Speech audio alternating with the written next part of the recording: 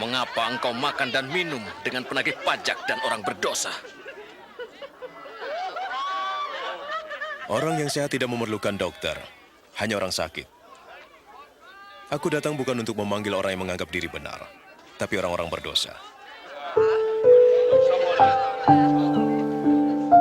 Pernyataan Yesus ini ada dari Injil Matius 9 ayat 11-13, Markus 2 ayat 16-17, Lukas 5 ayat 30-32.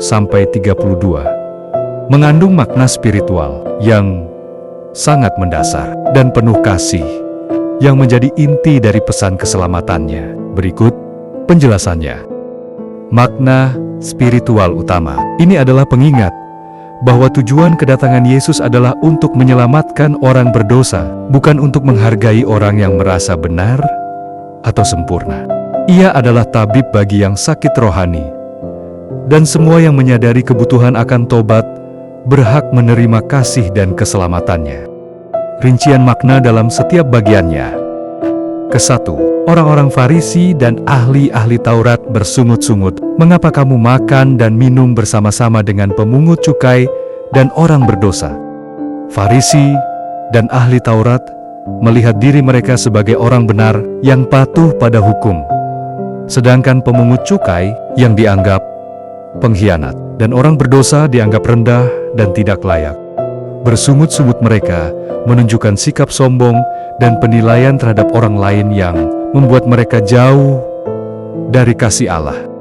Lalu, mengapa kamu makan dan minum bersama-sama dengan pemungut cukai dan orang berdosa? Di zaman Yesus, makan dan minum bersama bukan cuma aktivitas sehari-hari, itu simbol persahabatan, penerimaan, dan menjadi keluarga. Farisi marah karena Yesus memecah aturan sosial dan agama yang melarang berinteraksi dengan orang yang dianggap rendah atau berdosa. Ini menunjukkan bagaimana penilaian dan prasangka bisa memisahkan kita dari orang yang membutuhkan kasih. Kedua, bukan orang sehat yang memerlukan tabib, tetapi orang sakit. Perbandingan ini sangat jelas. Orang sehat melambangkan mereka yang merasa tidak berdosa dan tidak membutuhkan bantuan, sedangkan orang sakit adalah mereka yang menyadari kelemahan dan kebutuhan akan penyembuhan. Yesus menegaskan bahwa Ia datang bukan untuk mereka yang merasa sempurna, tetapi untuk mereka yang tahu diri mereka membutuhkan tabib. Ini bukan berarti orang yang sehat tidak berdosa, melainkan mereka yang menyembunyikan sakit rohani, mereka dengan rasa sombong atau keyakinan bahwa mereka cukup baik. Yesus menegaskan bahwa kebutuhan akan penyembuhan adalah hak semua orang, tapi hanya mereka yang menyadari sakitnya yang akan mencari tabib. Ketiga, aku datang bukan untuk memanggil orang benar, tetapi orang berdosa, supaya mereka bertobat. Orang benar yang tidak ada. Sebenarnya, tidak ada orang yang sepenuhnya benar di dunia ini. Roma 3 ayat 23. Kata orang benar di sini merujuk pada mereka yang merasa benar, bukan yang sebenarnya benar.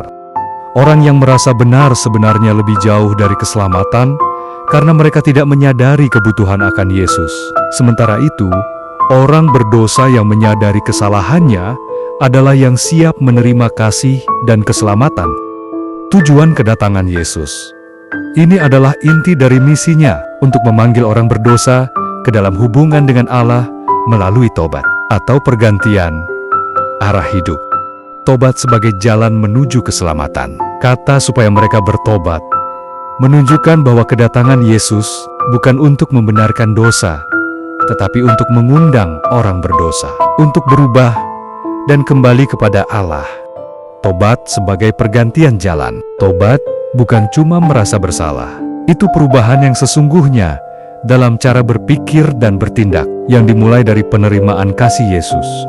Kasih sebagai alat penarik. Yesus tidak datang dengan tuduhan, tapi dengan kasih yang menarik orang berdosa untuk berubah. Makan dan minum bersama adalah caranya untuk menunjukkan bahwa mereka diterima bahkan sebelum mereka bertobat. Makna spiritual lebih dalam untuk kita. Jangan menilai orang lain. Seperti Farisi, kita seringkali menilai orang lain sebagai pendosa. dan melihat diri kita lebih baik. Padahal kita semua membutuhkan Yesus. Jadilah orang yang makan bersama. Jangan hanya bertemu dengan orang yang sama pandangan atau benar. Luangkan waktu dengan orang yang berbeda, yang dianggap berdosa atau terasing, dan tunjukkan kasih yang tulus. Selalu menyadari kebutuhan akan Yesus. Jangan merasa sempurna, sehingga lupa bahwa kita selalu membutuhkan tabib untuk hati kita yang sakit rohani. Hindari rasa sombong orang benar. Selalu ingat bahwa kita semua membutuhkan tobat dan penyembuhan. Tidak ada yang lebih baik dari orang lain. Kasih Allah untuk semua. Tidak ada orang yang terlalu berdosa untuk menerima kasih dan keselamatan Yesus. Yang dibutuhkan hanyalah kesadaran dan keinginan untuk bertobat. Kasih dulu, kemudian kebenaran. Yesus menunjukkan kasih terlebih dahulu sebelum mengajarkan kebenaran itu. Cara yang harus kita lakukan juga, agar orang lain merasa diterima dan siap mendengar pesan keselamatan. Kesimpulannya, pernyataan Yesus ini adalah pesan kasih yang mendasar.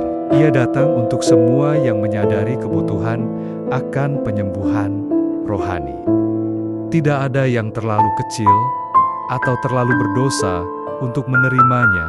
Yang penting adalah kita mau mengakui bahwa kita adalah orang sakit yang membutuhkan tabib.